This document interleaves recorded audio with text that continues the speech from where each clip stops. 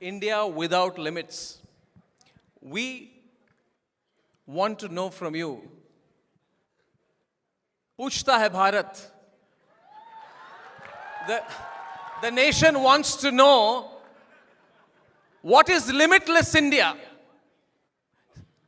For Akshay Kumar. Akshay, floor is yours. आप पहले बताइए. देखिए, मैं पीछे बैठा हुआ था. मैं एक्चुअली 1 घंटे जल्दी आ गया. तो मैं पीछे बैठा हुआ था. मैं सबके स्पीच सुन रहा था. सब अपने अपनी बातें बता रहे थे.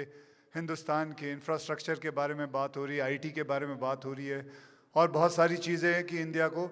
लेकिन मैं ये सोचता हूँ कि हिंदुस्तान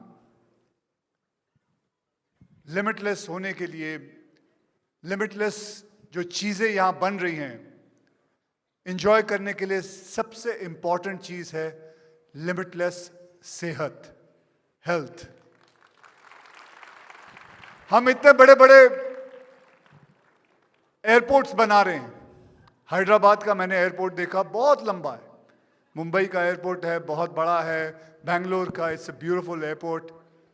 लेकिन वहाँ लोगों को तकलीफ होती है चलने के लिए. कोई फायदा क्या उस चीज़ का अगर आपकी सेहत अच्छी ना हो. So I would say we have to make limitless health. That is one of the most important thing I would go for. And I would just say आप सबको मैं दरखास्त करूंगा.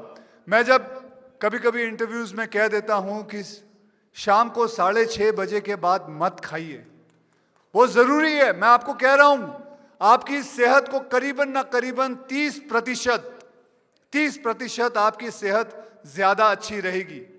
ये मेरा दावा है और मैं ऐसे ही नहीं कह रहा हूं. हाल ही में प्रधानमंत्री जी ने हमारे ओबेसिटी के बारे में बात की. आप सभी ने सुनी होगी कि हमें अपने खाने के अंदर 10% तेल कम इस्तेमाल करना चाहिए, क्योंकि वो जानते हैं कि ओबेसिटी हमारे देश में बढ़ती जा रही है. 10 सालों के अंदर it has become double. I think all the leaders, everybody, they are working so hard for India to become limitless in every aspect.